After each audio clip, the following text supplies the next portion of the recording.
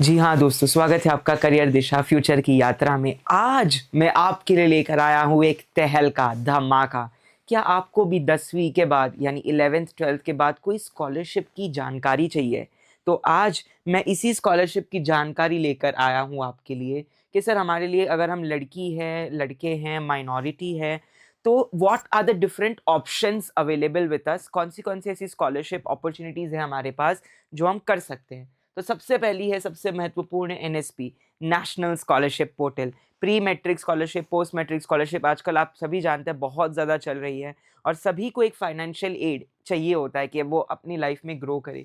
तो यहाँ पर आप देख सकते हैं, आपको एक पहले एक ओटीआर रजिस्टर करके एक ओटीआर मिलता है और वो ओटीआर के बाद आपको अपनी एनरोलमेंट आईडी मिलती है। तो ये वन टाइम रजिस्ट्रेशन के बाद आपको एक एनरोलमेंट आईडी मिलेगी, तो ये बहुत ज़रूरी है। और जिस ओटीआर और पासवर्ड से आप लॉगिन करते हैं, तो पहले आपको साइन अप करना है, फिर साइन इन या लॉग इन करना है। दूसरी आपके पास बडी फॉर स्टडी, ये इसका स्क्रीनशॉट मैं जानबूझकर लाया हूँ ताकि आपको ये याद रहे कि ये इंटरफेस पे जाना है।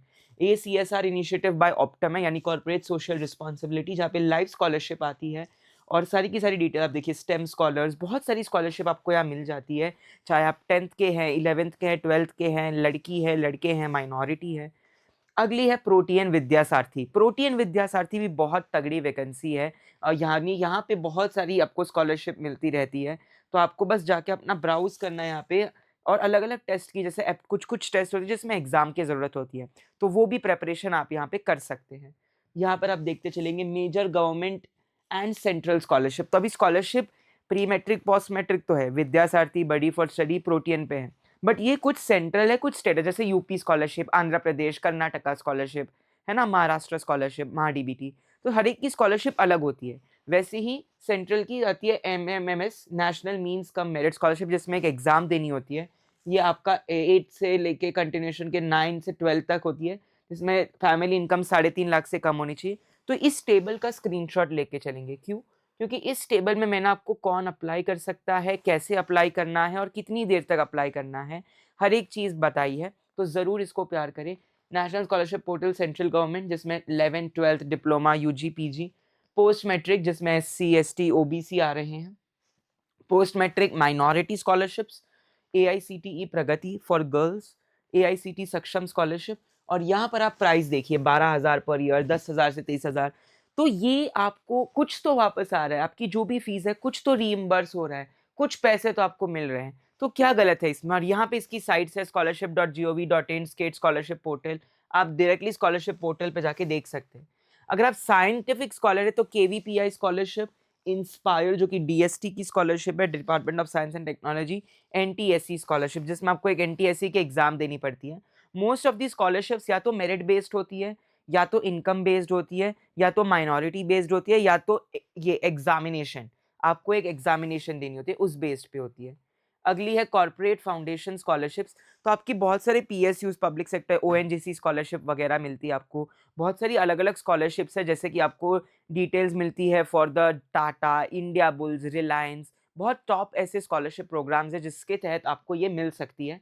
तो कॉर्पोरेट एंड प्राइवेट की मैं बात करूँ तो यहाँ पे सीतारामन जिंदल, टाटा ट्रस्ट, रिलायंस फाउंडेशन, ये 3 तगड़ी ऐसी पोस्ट या ऐसी तो मैं कह सकता हूँ इम्पोर्टेंट स्कॉलरशिप्स है। आदित्य बिरला, तो ये क्लास 12 के टॉपर्स को जो आईआईटी वगैरह है उनको मिलती है। यहाँ पे क्लास 12 अनपर जिनको अंडर ग्रेजुएट परस्यू करना है उनको मिलती है। यहाँ पे टाटा ट्रस्ट, मुझे खुद को टाटा स्कॉलरशिप और इंडिया बुल्स भी मिली थी, तो मैं आपको कहूँगा कि काफ़ी तगड़ी स्कॉलरशिप है। तो ये फिर से उसी लिस्ट को मैं थोड़ा-सा एक टेबल में समराइज़ कर दूँ, समा जाऊँ।